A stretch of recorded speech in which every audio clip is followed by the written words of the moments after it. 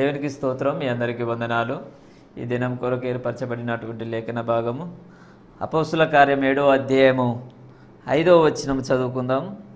ఆయన ఇందులో అతనికి పాదము పట్టునంత భూమినైనను స్వాస్థ్యముగా ఇయ్యక అతనికి కుమారుడును లేనప్పుడు అతని తర్వాత అతని సంతానమునకును దీనిని స్వాధీనపరుతునని అతనికి వాగ్దానము చేసెను. ఆమెన్. దేవునికి స్తోత్రం. హల్లెలూయా, హల్లెలూయా, హల్లెలూయా, స్తోత్రం.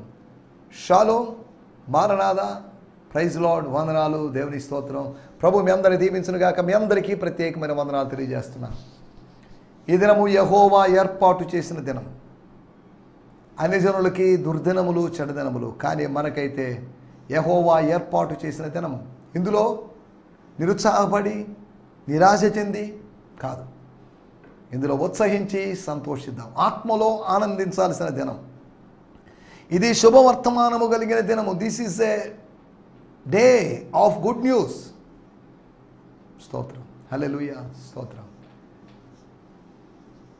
రండి, ఈ సమయంలో మనం దేవుని వాక్యాన్ని విందాం. దేవుని వాక్యం వినడానికి మీ అమూల్యమైన సమయాన్ని కేటాయించినందుకు మీకు అందరికీ ప్రత్యేకమైనటువంటి వందనాలు, కృతజ్ఞతలు, అభినందనలు తెలియజేస్తున్నాను. సాధారణంగా పెద్దవారి, ప్రసిద్ధులైన వారి వాక్య సందేశాలు వినడానికే సాధారణంగా ఇష్టపడతారు. కానీ కొత్తవారు, యవనస్తులు, లేకపోతే ఇటువంటి వారి వాక్య పరిచయలు వినడానికి ఎవరు ఇష్టపడరు. సందేశాల కన్నా సంగీతంతో కూడుకున్నటువంటి పాటలు అయితే ఇంకా ప్రజలు మక్కువ చూపిస్తాయి, ఎక్కువ లైక్స్ వస్తాయి. మనుషుల యొక్క లైక్స్తో మనకు సంబంధం లేకుండా పరిచయం చేయాలి. లైక్స్ ఉన్నా దేవునికి స్తోత్రం, లైక్స్ లేకపోయినా దేవునికి స్తోత్రం. ఒకవేళ డిస్లైక్స్ ఉన్నా కానీ, లైక్స్ మాత్రమే కాదు, డిస్లైక్స్ ఉన్నా నో ప్రాబ్లం. పాజిటివ్ కామెంట్స్ ఉన్నా, నెగిటివ్ కామెంట్స్ ఉన్నా నో ప్రాబ్లం. ఈ పరిచర్యను మనం ఆపేదంటూ లేదు. పరిచర్యలో ఈ ప్రభు వాక్య వ్యాఖ్యానాలు మనం చేసుకుంటూ వెళ్తాం, దేవుని వాక్యాన్ని నేర్చుకుంటూ వెళ్తాం. ఈ నేర్చుకునేటువంటి ఈ యాత్ర, నేర్చుకునేటువంటి ఈ ప్రయాణం, ఈ జీవనాన్ని మనం కొనసాగిస్తాం. దేవుని స్తోత్రం. శాంతి టీవీని బట్టి నేను దేవుని నామాన్ని మహిమపరుస్తున్నాను. శాంతి టీవీలో మంచి దైవజనులు వాక్య పరిచయం చేస్తున్నారు కనుక దయచేసి మీకు అవకాశం కలిగినప్పుడు ఎంటర్టైన్మెంట్ ఛానల్స్ కాకుండా ఆత్మ సంబంధమైనటువంటి ఛానల్స్ మీరు చూస్తూ ఆత్మీయంగా ఎదగాల్సిందిగా కోరుతున్నాం. దేవుడు ఎవరి ద్వారా ఎలా మాట్లాడుతాడో మనం చెప్పలేము. దేవుని స్వరాన్ని మనం వినొచ్చు. శాంతి టీవీ ద్వారా మీరు దైవ స్వరాన్ని వినొచ్చు. కాబట్టి శాంతి టీవీ నెల్లూరు అనేటువంటి యూట్యూబ్ ఛానల్ సబ్స్క్రైబ్ చేసుకోండి. మీ ఫ్రెండ్స్కి వాళ్ళకి ప్రమోట్ చేయండి. తద్వారా దేవుని వాక్యము, దైవ సత్యము అనేక చోట్లకి స్ప్రెడ్ అవుతుంది, వ్యాపించే అవకాశం ఉంది. జిఎంసి సంతోష్ నెల్లూరు అనేటువంటి ఛానల్ మీరు సబ్స్క్రైబ్ చేసుకోండి. అందులో ఓల్డ్ మెసేజెస్, పాత సందేశాలు ఉన్నాయి. 2020, 21, 22, 23 అంటే ప్రస్తుత సంవత్సరం. ఈ 3 సంవత్సరాల సందేశాలు అప్లోడ్ చేస్తున్నారు కనుక వాటిని కూడా మీరు చూడొచ్చు. యోహాను సువార్తలోని సందేశాలు, గత 3 సంవత్సరాలు యోహాను సువార్త సందేశాలు ఆలోచించాం.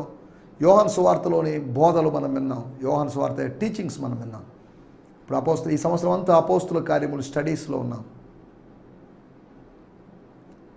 2024లో ఏ పుస్తకంలోకి వెళ్తామో నాకైతే తెలియదు, కానీ ప్రభు కృపను బట్టి ఒకవేళ మళ్ళీ ఏమన్నా మత్తయి సువార్త స్టడీ చేయడానికి ప్రయత్నం చేస్తాం. లేదు అంటే లూకా సువార్తను, లేదు అంటే మార్క్ సువార్తలోకి మనం వెళ్ళడానికి ప్రయత్నం చేస్తాం. కొత్త నిబంధన గురించి మరింత అవగాహనతో మనం ముందుకు సాగుదాం. వాళ్ళ ప్రభు చిత్తమైతే 2024లో మత్తయి సువార్త, 2025లో మార్కు సువార్త, 2026లో లూకా సువార్త.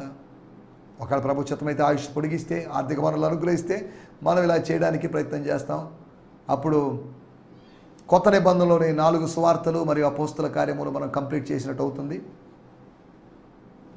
అనగా ఇంచుమించు ఒక 40-45% న్యూ టెస్టిమెంట్ మనం కవర్ చేసినట్టు అవుతుంది. ఎలాగైనా కొత్త నిబంధన పూర్తి చేయాలి. కొత్త నిబంధనలో 260 అధ్యాయాలు ఉన్నాయి.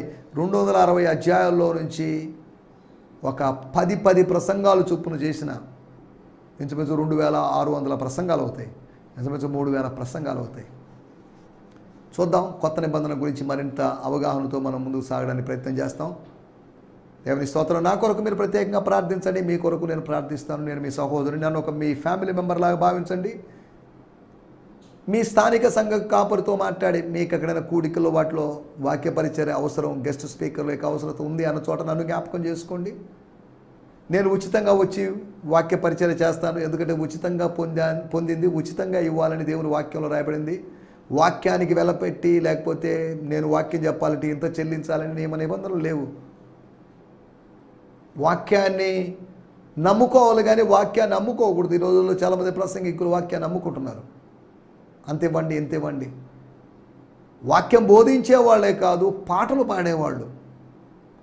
ఈ మధ్యకాలంలో ఒకరు ఒక గాయకుడిని సంప్రదిస్తే ఒకరోజు వస్తాం, ఒక 5-6 పాటలు పాడతాం, ఒక 10,000 రూపాయలు ఇవ్వండి అని అడిగారట. ఒక రాత్రి కార్యక్రమానికి కొన్ని పాటలకి వాళ్ళు అంత డబ్బులు డిమాండ్ చేశారు. చూడండి ఎంత విచారకరం. వ్యాపారంగా మారిపోయింది. ఆ రోజుల్లో దేవాలయం వ్యాపారపు టిల్లుగా మారింది. ఈ రోజుల్లో సేవ వ్యాపారంగా మారింది. ట్రెడిషనల్ లేకపోతే బిజినెస్ స్పిరిట్ వచ్చేసింది.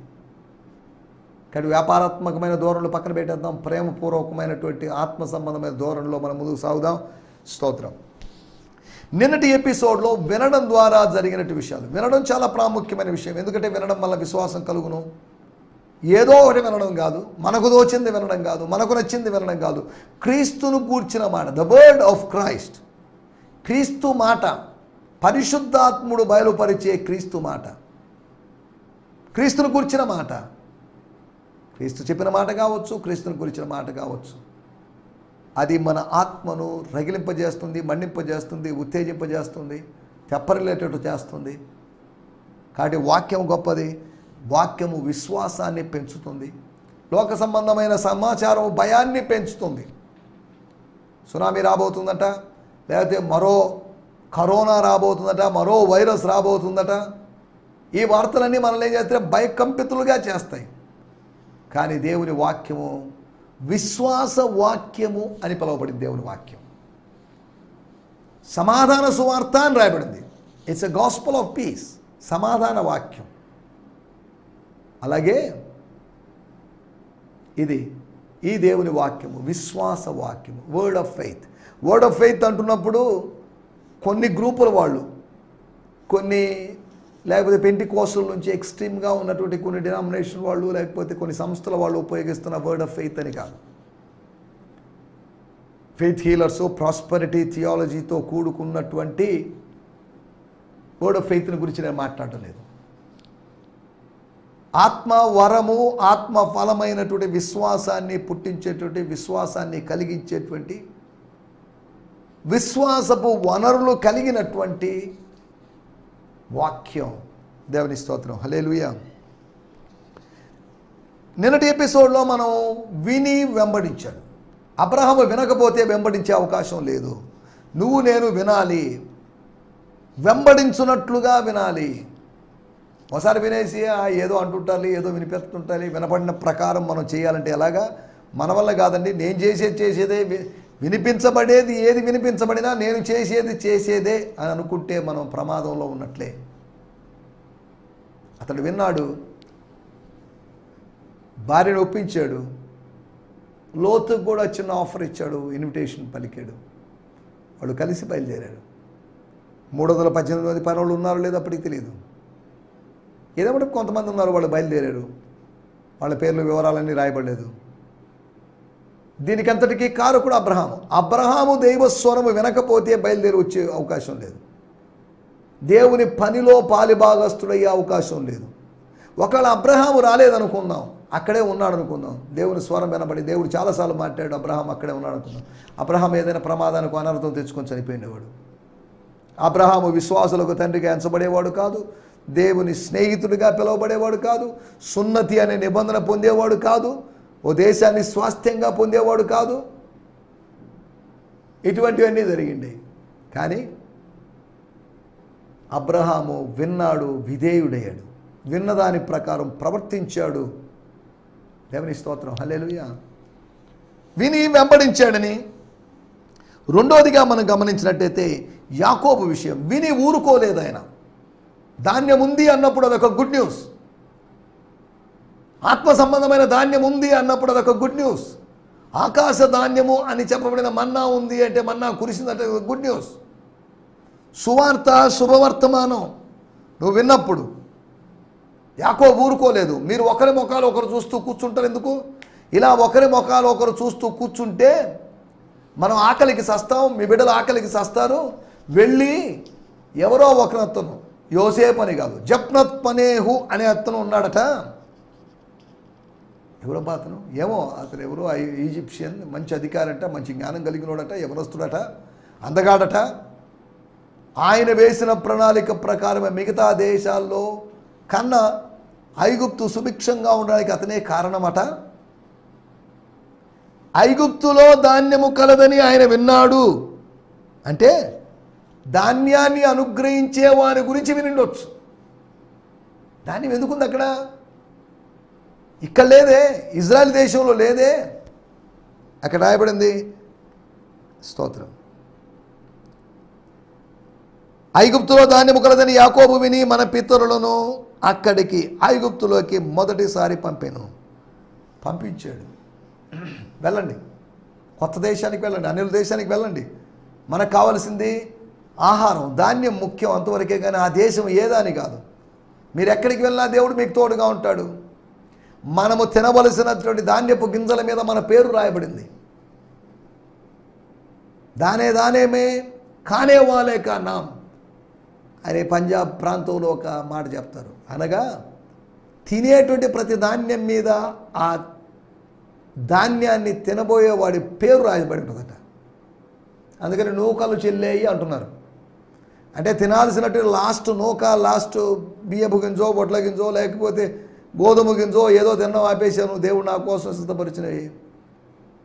లాస్ట్ మెతుకు తినేసాను, లాస్ట్ గింజ నేను తినేసాను, ఆ రోజు రాత్రి నేను చనిపోతాను, ఇక లేవు నా గింజలు, నూకలు చెల్లాయి అని చెప్తుంటారు. మన ఇవన్నీ ఆత్మ సంబంధంగా వాస్తవమని నేను అన్నది లోకంలో చెప్పబడుతున్న విషయాలు. ధాన్యం మీద మన పేరు రాసినా రాయబడకపోయినా, రాసి అనడానికి ఆధారం ఏంటంటే నేను చూపించలేను. మన ధాన్యము ఐగుప్తులో ఉంది. నువ్వు అనుభవించాల్సింది ఐగుప్తులో ఉంది. నువ్వు అనుభవించాల్సింది పరలోకంలో ఉంది. ఈ లోకంలో లేదు. నువ్వు ఈ లోకంలో ఉన్నావు, నువ్వు ఇజ్రాయెల్ దేశంలో ఉన్నావు. నువ్వు అనుభవించాల్సింది, నువ్వు తినాల్సింది, నువ్వు నీ పిల్లలు బతకాల్సింది ఐగుప్తులో భౌతికమైన పోషణ కొరకైన ఆహారం ఉంది. కానీ పరలోకంలో ఆత్మ సంబంధమైన పోషణ కొరకైనటువంటి ధాన్యం ఉంది. వాక్య ధాన్యం ఉన్నది. వాక్య ధాన్యము కావాలి, భౌతికమైన ధాన్యం కావాలి. రెండు ధాన్యాలు కావాలి మనకు. ఈ రెండు ధాన్యాలు మనకుంటేనే మనం రెండు విధాలుగా బతకగలం. మనుషుడు రొట్టె వలన మాత్రమే కాదు.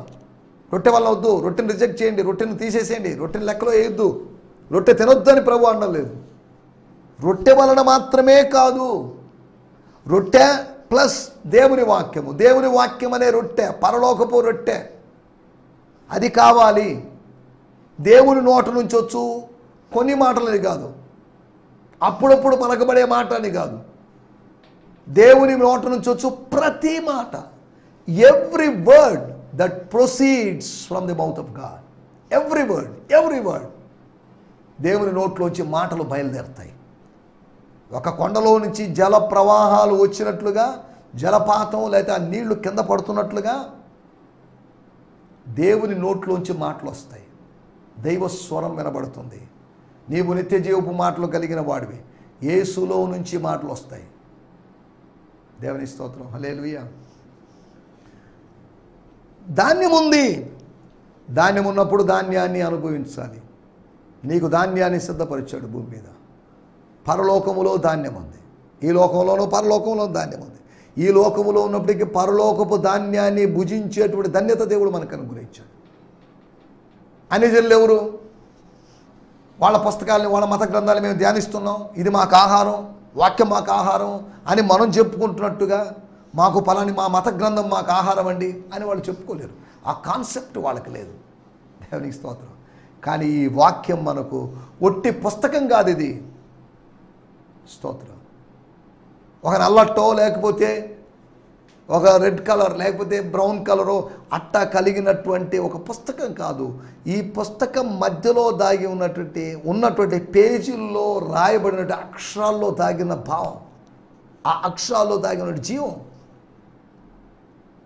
నేను మీతో చెప్పే మాటలు ఆత్మయు జీవమునై ఉన్నాయి. ఏదో సరదాగా చెప్పానండి నేను ఈ మాటలన్నీ, తమాషా కోసం చెప్పాను, టైంపాస్ కోసం, కాలక్షేపం కోసం చెప్పానని కాదు. యేసు చెప్పిన మాటలు కొన్ని మాత్రమే ఆత్మయు, కొన్ని మాత్రమే జీవమని కాదు. ఆయన మనతో పలికిన మాటలు ఆత్మయు జీవమైనాయి. ఆయన ఇప్పటికీ మాట్లాడుతున్న మాటలు ఆత్మయు జీవమునై ఉన్నాయి. His words are spirit and life. దేవుని స్తోత్రం, హల్లెలూయా. సరే, ఏదేమైనప్పటికీ రెండో విషయము, వాళ్ళు యాకోబు విన్నాడు, యాకోబు వెళ్ళలేదు, కానీ యాకోబు విని పంపించాడు. మూడో విషయము, విని పారిపోయినటువంటి ఒక మనుషుడు విన్నాడు, ఏదో విన్నాడు, నిన్నటి స్టోరీ విన్నాడు. నిన్నటి స్టోరీ ఎవరికి తెలియదు అనుకున్నాడు. నిన్నటి స్టోరీ ఎవరికి తెలియదు అనుకుంటున్నావేమో. నిన్నటి నీ స్టోరీ, నీ గతం ఎవరికి తెలియదు అనుకుంటున్నావేమో. నీ గతం తెలిసిన వాళ్ళు ఎక్కడో ఉన్నారు. ఏదో సందర్భంలో నువ్వు ఆ రోజు అలా పని చేసావు, ఇప్పుడేదో పరిశుద్ధుల్లాగా, ఇప్పుడేదో భక్తుల్లాగా నటిస్తున్నావు, ఎందుకు ఇదంతా అని అంటారు. నిన్ను తీర్పరిగా నియమించిన వాడెవడు అని రిజెక్ట్ చేయబడినటువంటి మోషే యొక్క ఈగో హర్ట్ అయిపోయింది. మోషే ముందు వెనక ఆలోచించలేదు, అతన్ని కొట్టి చంపాలని ప్రయత్నం చేయలేదు, కానీ ఆ మాట విని అతడు పారిపోయాడు. స్తోత్రం. నీవు నిన్న ఐగుప్తిని చంపినట్లుగా, నేను ఐగుప్తిని కాదు, నేను ఇజ్రాయెల్, నన్ను చంపాలనుకుంటున్నామో. నీకెందుకు ఇదంతా? అనవసరం విషయాలు జోక్యం చేసుకుంటున్నావు. It's none of your business to your own business. స్తోత్రం. మోషే ఆ మాట విని పారిపోయి మిద్యాను దేశంలో పరదేశీ ఉండి అక్కడ ఇద్దరు కుమారులను అన్నాడు. మిద్యాను దేశానికి వెళ్ళిపోయాడు. స్తోత్రం, హల్లెలూయా. విని పారిపోయాడు. నాలుగో విషయము, విని ఆవేశపడ్డారు ప్రజలు, ఉద్రేకానికి గురైపోయారు, పండ్లు కొరికారు ప్రజలు. స్టెఫన్ అప్పటికప్పుడే మీదపడి చంపేయాలని, షిమీ మీదకి సెరియా కుమారులు ఏ విధంగా మీదపడి చంపాలని ఆలోచించారో అతని మీద ఏకదమున దొమ్మిగా అతని మీద పడి అతన్ని నాశనం చేయాలని, చంపాలని ఆశపడ్డారు. అంత ఆవేశం వచ్చేసింది. స్తోత్రం, హల్లెలూయా. వాళ్ళ రక్తాన్ని మరిగింపజేసింది స్టెఫన్ చెప్పినట్టు వాక్యం. ఇటువంటి ఆవేశం, ఉద్రేకం పేతురు విషయంలో కానీ వచ్చింటే పేతురుని అక్కడ కొట్టి చంపేసి ఉండేవాళ్ళేమో. ఎవరు చెప్పిన మాటలకు వాళ్ళు చనిపోలేదు, కానీ స్టెఫన్ చెప్పిన మాటలకు అతను చనిపోయాడు. యేసు మాటలను బట్టి ఆయన చనిపోయాడు. వీటి గురించి మనం వినడం గురించి ఆలోచించాం. మన సమయం కొద్దిగా ఉంది కనుక మనం దేవుని వాక్యం ఆలోచించాలి కనుక రండి. అపోస్తుల కార్యములు 7వ అధ్యాయము 5వ వచనాన్ని ధ్యానించుకుందాం. Book of acts 7th chapter verse 5. That's our key verse. అతనికి పాదమును పట్టునంత భూమినైనను స్వాస్యముగా ఇయ్యక అతని కుమారుడును లేనప్పుడు అతనికి అతని సంతతి వారికి అతని సంతానమునకును దీనిని స్వాధీనపరుతునని వారికి అతనికి వాగ్దానం చేశారు. Although God gave him no parcel of land he could call his own, not even a footprint, yet he promised Abraham that he and his descendants would one day have it all. And even though as yet Abraham had no child. వాడుక భాషలో కూడా మనం చదువుకుందాం. అపోస్తుల కార్యములు 7వ అధ్యాయము మన 5వ వచనం మన మూలవాక్యం. స్తోత్రం. దేవుడు అతని ఆ దేశంలో అక్కడ అడుగు భూమి కూడా, అడుగు భూమి, అడుగు భూమి అంటే మెజర్మెంట్, ఒక అడుగు అనే ఉద్దేశం, ఒక ఫుట్ లేదా ఒక ఫీట్. అతనికి అప్పుడు సంతానం లేకపోయినా అతనికి అతని తర్వాత రానున్న వాళ్లకు ఆ దేశం ఆస్తిగా ఉంటుందని వాగ్దానం చేశాడు. అతనికి అతని తర్వాత అతని సంతానమునకును దీనిని స్వాధీనపరుస్తాను. నీకు చెప్పాను దేశం గురించి, నీకు స్వాధీనపరచను, నీకు స్వాస్థ్యం లేదు, కానీ కుమారుడు అనబడిన వ్యక్తి అనగా ఇస్సాకు అనబడేటువంటి నీ కుమారుడికి, అతని సంతానానికి, నీ నెక్స్ట్ జనరేషన్ దీన్ని స్వాధీనం చేసుకుంటారు. మనము స్వాధీనం చేసుకోలేనిది మన నెక్స్ట్ జనరేషన్ చేసుకుంటుంది. అబ్రహాము స్వాధీనం చేసుకోలేనిది నెక్స్ట్ జనరేషన్. దావీదు యొక్క స్వప్నం సాకారం కాలేదు, కానీ సొలొమోను యొక్క స్వప్నం సాకారమైంది. స్తోత్రం. అమ్రాము యొక్క స్వప్నం ఏంటో మరి మనకు తెలియదు. అమ్రాము ఎవరు అంటారే? మోషే గారి నాన్నగారు.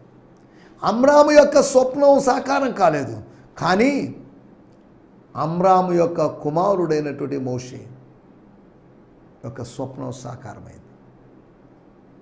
స్తోత్రం. తెరహు యొక్క స్వప్నం సాకారం కాలేదు, కానీ అబ్రహాము యొక్క స్వప్నం సాకారమైంది. నెక్స్ట్ జనరేషన్ మోషే యొక్క దర్శనము లేకపోతే ఆ స్వప్నం సాకారం కాలేదు, కానీ యెహోషువ యొక్క స్వప్నం సాకారమైంది. స్వాస్థ్యాన్ని పంచిపెట్టగలిగాడు. స్వాస్థ్యములోకి మోషే ప్రవేశపెట్టాడు, పంచిపెట్టగలిగింది. అనగా తెరహు కాలములో జరిగింది అబ్రహాము కాలంలోను, అబ్రహాము కాలములో జరిగింది ఇస్సాకు యాకోబుల కాలములోను, యోసేపుల కాలములోను. అమ్రాము కాలములో జరిగింది మోషే కాలములోను, మోషే కాలములో జరిగింది యెహోషువ కాలములోను, దావీదు కాలములో జరిగింది సొలొమోను కాలంలోను. నెక్స్ట్ జనరేషన్లో జరిగే అనడానికి చిన్న ఉదాహరణలు ఇవి. రండి, మనకు సమయం కొద్దిగా ఉంది కనుక మనకు కొన్ని విషయాలు ఆలోచిద్దాం. వాగ్దానం, ద ప్రామిస్. 7వ అధ్యాయము 5వ వచనంలో రాయబడింది చివరి భాగంలో, అతనికి వాగ్దానము చేసెను. He promise. దేవుడు ప్రామిస్ చేశాడు. త్రిత్వములోని తండ్రి అయిన దేవుడు కుమారుడికి చేసిన వాగ్దానం కాదు, కుమారుడైన దేవుడు పరిశుద్ధాత్మకు చేసిన వాగ్దానం కాదు. తాను సృష్టించినటువంటి మానవుడు, ఆదాము కుమారుడైనటువంటి అబ్రహాముకు, ఆదాము కుమారుడైన హనోకు కుమారుడైన అబ్రహాము. స్తోత్రం. ఆదాము కుమారుడైన హనోకు కుమారుడైన నోవహు కుమారుడైనటువంటి అబ్రహాము. అనగా ఆదాము మొదలుకొని 20వ వాడైనటువంటి అబ్రహాము 19 జనరేషన్స్ తర్వాత 20వ జనరేషన్లో, స్తోత్రం, 20వ జనరేషన్, ఒక జనరేషన్ 100 సంవత్సరాలు అనుకుంటే 2000 సంవత్సరాలు, ఒక 40 సంవత్సరాలు అనుకుంటే 800 సంవత్సరాలు. ఆదాము తర్వాత మరో ఆదాములాగా. ఆదాము ఫిజికల్గా కనిపిస్తున్నాడు, అబ్రహాము స్పిరిచువల్గా మారాడు. స్తోత్రం, దేవుని స్తోత్రం. ఇక్కడ మనం ఆలోచిస్తున్న మాటలు, అతనికి వాగ్దానం మాత్రమే ఉంది. ఆ వాగ్దాన కాలము సమీపించిన కొలది అనే మాటను మనం ముందు వచనాల్లో చదవగలం. స్తోత్రం. 17వ వచనంలో, అయితే దేవుడు అబ్రహామునకు అనుగ్రహించిన వాగ్దాన కాలము సమీపించిన కొలది. వాగ్దాన కాలము సమీపించిన కొలదేనే కాకుండా వాగ్దానము నెరవేర్చినటువంటి వాగ్దాన నెరవేర్పు కాలము సమీపించిన కొలది. Not the time of promise, but the time of the fulfilment of the promise. దేవుని స్తోత్రం, హల్లెలూయా. కాబట్టి మనం ఇక్కడ ఆలోచిస్తున్న విషయాలు, దేవుడు అబ్రహాముకి ఏమి ఇచ్చాడంటే వాగ్దానం ఇచ్చాడు. వాగ్దానం, వాక్కును దానంగా చేశాడు, వాక్కును దత్తం చేశాడు, వాక్కును ఇచ్చాడు. స్తోత్రం.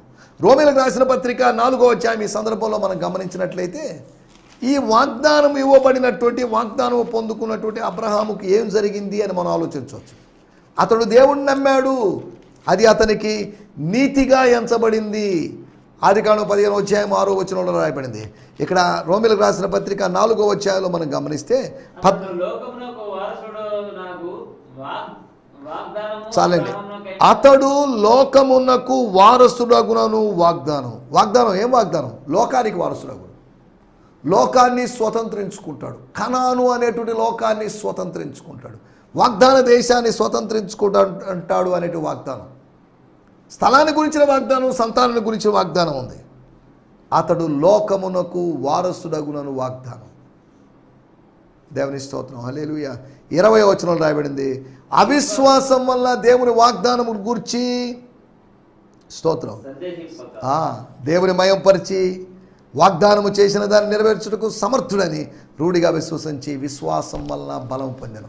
విశ్వాసం పొందాడు, నీతిని పొందాడు. స్తోత్రం. అతడు బలం పొందాడు. ఒక్క వాక్యం ద్వారానే అతనికి నీతి వచ్చింది, ఒక్క వాక్యం ద్వారానే అతనికి విశ్వాసం వచ్చింది, ఒక్క వాక్యం ద్వారానే అతనికి బలం వచ్చింది. దేవుని స్తోత్రం, హల్లెలూయా. దేవుని వాక్యం ద్వారా జరుగుతున్న కార్యాలు. స్తోత్రం. అతనికి వాగ్దానం ఇంపార్టెంట్గా ఉంది. వాగ్దానము అతని ఆశ్రయపురమైంది. The word, the promise become a city of refuge. యెహోవా నామము బలమైన దుర్గం, దేవుని వాక్యము బలమైన దుర్గం. 4 విషయాలు త్వరగా మీకు జ్ఞాపకం చేస్తాను. 3-4 వచనాల్లో అతనికి స్వజనులు లేరు. ఒకప్పుడు ఉన్నారు, స్వజనులందరికీ స్వస్తి పలికాడు, హలో బాయ్ అండి, గుడ్ బై అండి అని చెప్పాడు. స్వజనులు లేరు, కానీ వాగ్దానం ఉంది. He has no kith and kin, no relatives, but he has promise. 5వ వచనం, అతనికి పాదము మోపు లేకపోతే పాదము నిలిపేటువంటి పాదము మోపునంత లేదా పాదము పట్టునంత స్థలం లేదు. ఆ పావురానికి భూమి మీద స్థలం దొరకలేదు, మళ్ళీ తిరిగి వచ్చింది. స్తోత్రం. అబ్రహాముకు స్థలం లేదు, స్వాస్థ్యము లేదు, కానీ వాగ్దానం ఉంది. గుర్తుపెట్టుకోండి, నీకు స్వజనులు లేకపోవచ్చు, కానీ నీకు ఒక వాగ్దానం ఉంది. డిసెంబర్ 31 వాగ్దానం గురించి నేను మాట్లాడడం లేదు. రెండోది, నీకు స్వాస్థ్యం లేకపోవచ్చు, నీకు సొంత ఇల్లు లేకపోవచ్చు, కానీ నీకు ఒక వాగ్దానం ఉంది. వాగ్దానం నమ్ముడ నిక్షేపము అనే మలయాళం ఒక పాట ఉంది. వాగ్దానం ఈజ్ అవర్ ట్రెషర్. వాగ్దానం మనకుంది. స్తోత్రం. మనం వాగ్దానము కలిగిన వాళ్ళం. దేవుని స్తోత్రం. 3వ విషయాన్ని నేను మీకు జ్ఞాపకం చేస్తాను. 5వ వచనంలో రాయబడింది, అక్కడ అతనికి సంతానము లేదు, కుమారుడు లేడు. చూడండి, 1 అతనికి స్వజనులు లేరు, 2వది అతనికి స్వాస్థ్యం లేదు, 3వది అతనికి సంతానం లేదు, కానీ అతనికి వాగ్దానం ఉంది. ఎన్నున్నా లేకపోయినా నీకు వాగ్దానం ఉంది. You have a promise, you have a covenant. చాలదా? స్తోత్రం. మణుల మాణిక్యములున్నా మదిలో యేసు లేకుంటే ఎన్ని ఉన్నా అది సున్నా. యేసు ఉంటే చాలు, నువ్వు ఉంటే నాకు చాలు యేసయ్య. నీవు నాకుండగా లోకములు ఏది అక్కర్లేదు. You are enough. Sufficiency in Christ. క్రీస్తులో చాలినతనం, క్రీస్తు ఉంటే చాలండి. దేవుని స్తోత్రం. 4వ విషయం నేను చెప్పి ముగిస్తాను. ఆదికాండం 13వ అధ్యాయము 14-15 వచనాల్లో అబ్రహామును లోతు విడిచి, లేకపోతే అబ్రహాము లోతు వేరే అయిపోయిన తర్వాత యెహోవా మాట్లాడాడు, ఈ స్థలాన్ని ఈ స్వాస్థ్యాన్ని నీకు ఇస్తానని చెప్పాడు. ఒక ఫెలోషిప్ బ్రేక్ అయింది. కలిసి కొంతకాలం నడిచిన వాళ్ళు విడిపోయారు. సహవాసం లేదు, కానీ స్వర్గం నుంచి వాగ్దానం ఉంది. నా మాటలు ముగిస్తున్నాను. స్వజనులు లేరు, స్వాస్థ్యం లేదు, సంతానం లేదు, సహవాసం లేదు, అయినప్పటికీ వాగ్దానం ఉంది. స్తోత్రం. హల్లెలూయా. నీకు ఫెలోషిప్ లేకపోవచ్చు, నీకు ఒక డినామినేషన్ లేకపోవచ్చు, నీకు ఒక చర్చ్ లేకపోవచ్చు, కానీ నీకు ఒక వాగ్దానం ఉంది. ఈ వాగ్దానాన్ని పట్టుకొని మనం ముందుకు సాగుదాం. ఈ వాగ్దానాన్ని స్వతంత్రించుకుందాం. అట్టి కృప దేవుడు మనకు అందరికీ అనుగ్రహించి నడిపించును గాక. ఆమేన్. హల్లెలూయా. హల్లెలూయా. మీ అందరికీ వందనాలండి. ఈ సందేశము మీకు ఆశీర్వాదకరంగా ఉందని నమ్ముచున్నాము. ప్రార్థన అవసరతల కొరకు మమ్మల్ని సంప్రదించవలసిన మా చిరునామా గిద్యోన్ మిషన్ చర్చ్, 6వ వీధి, శాంతినగర్, నెల్లూరు 4, ఆంధ్రప్రదేశ్. పిన్ 524004. మా ఫోన్ నంబర్లు 7036443613 మరి ఒక నంబర్ 9392293010. మా ఈమెయిల్ ఐడి gfihmi2015@gmail.com. దేవుడు మిమ్మును ఆశీర్వదించునుగాక. ఆమేన్.